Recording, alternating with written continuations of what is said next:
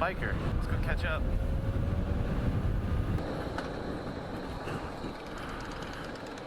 Yeah, it's a Harley.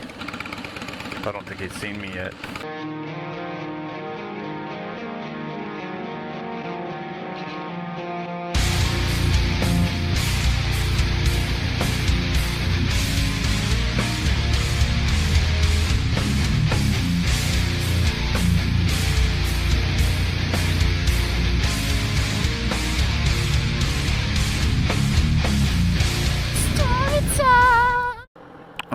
You guys have a good hospital story. Okay, I used to work at this hospital right here, and I'll take you by real quick. I had mentioned it before in a previous story, but I was a security guard, and I used to work the graveyard shift from like most of the time it was like 8 p.m. till 5 a.m. Only guard on duty for this whole hospital, and it's like the only major hospital in this area. And with this area's crime and drug rates, we were like constantly slammed. But anyways, it's called St. Joseph Hospital, and we'll go putt around actually for a second here, because I have a good story to tell you guys. So I used to work here. I'll go by the ER and actually show you where I'm stationed, or where I was stationed. I don't work here anymore. But anyways, this is St. Joseph Hospital in Eureka, and this is the emergency room right here where I was stationed. And so I would be in there, and then I'd go on patrol, and I'd patrol the parking lots and stuff.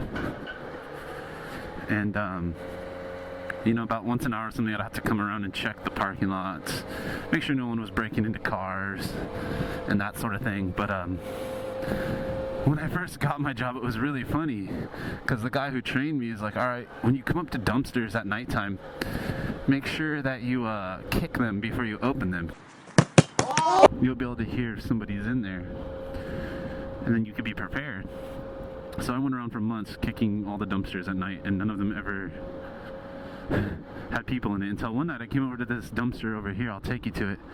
I kick it, and instead of the normal like dung dung, I hear dunk dunk, and I go, oh shit, there's something heavy in here, but nothing moved. So I was like, oh, maybe it's not a person, maybe it's got water. So I kick it again, dunk dunk, and nothing. Oh, they're like doing stuff over here, maybe I can. So anyways, I walked over here one night, and at night this is like super sketchy. But anyways, I went and I kicked that dumpster right there, that green one, and sure enough, there was a person in it. So when I open it up, there's a guy, and I put my flashlight on him, and I tell him, hey, you know, you're trespassing, you gotta go. And he saw me in my uniform in the light, and he thought I was a police officer. So he's like, all right, officer, don't worry, I'll go, I'm leaving. So I back up and I give him a little space to get out of the dumpster, and as he's getting out, I notice he leaves a bag. There's this bag in there, and I was like, hey, is that your bag? And he goes, oh no, that's not mine. And just keep the bag in mind for later in the story. So it had like some stuff I couldn't see it. It was like a Ziploc bag full of shit. And so this guy, he's climbing out of the dumpster. He kind of gets on 2 feet and brushes himself off. And, you know, I'm standing a good 10 feet away from him. Maybe a little less, maybe like 8 feet. And he opens up his jacket and just runs at me. And he pulls out this big kitchen knife. And just starts sprinting at me with a kitchen knife. And so I'm thinking to myself, oh, here we go.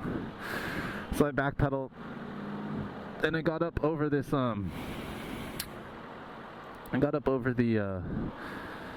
planter, the divider there between the parking lot and the road, and I felt sidewalk beneath my feet, so like I had gotten up on the solid ground, and this guy's running at me with his arm out extended with a kitchen knife in it, like a fucking anime character or something. So he's sprinting at me with a knife.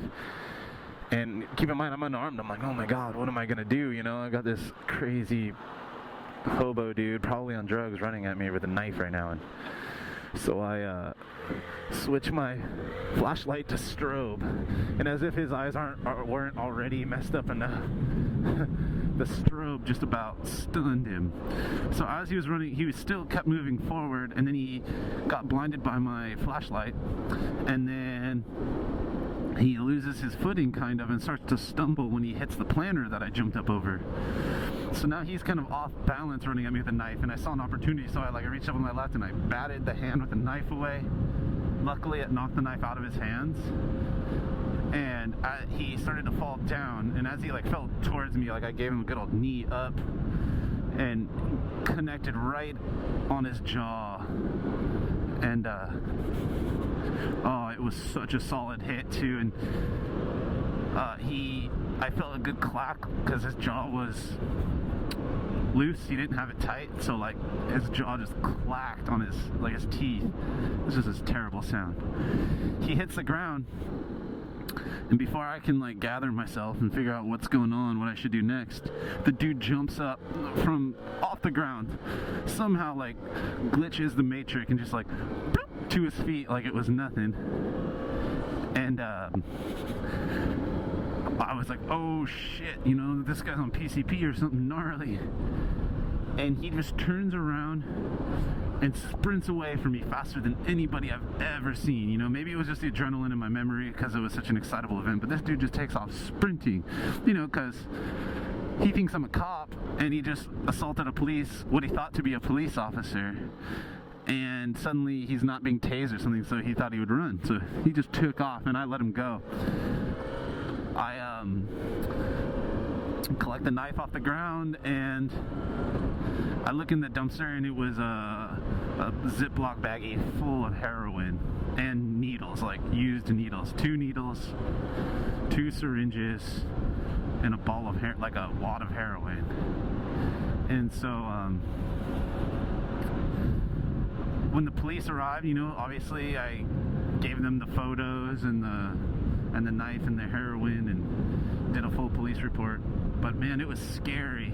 It was kind of at that time I decided that the job wasn't worth the money, because up until then I hadn't had too many bad experiences, but after I got attacked by a crazy dude with a knife, and I was more or less defenseless. I had a small flashlight, not even a good not even a big mag light or something that I could use as a club. It was just this little, really good, really powerful flashlight. I'd way rather carry a little one like that around than a big mag light, except the mag light, I don't know, you could use it as a weapon if you needed to. But yeah, man, that was my experience at good old St. Joseph Hospital. And I just told you guys about that story where the lady died, and it's kind of a chaotic place because all the bad shit that goes down in this town pretty much usually concludes itself there. So I got to know all the local police officers pretty well, and worked with them a lot, and kind of made me decide I don't want to be a cop. Not that I was hell-bent on being one before, but I'd always considered it. And I was thinking security would look good on my resume, so I was like, oh, maybe I'll be a cop someday. Maybe I'll try to go through the academy. But after getting a little bit of security experience, I quickly decided, nope, Chuck Testa. But anyways, guys, I don't really have anything else to talk about specifically for a log, so I guess that's going to conclude today's episode of Story Time. Okay, boo-boo.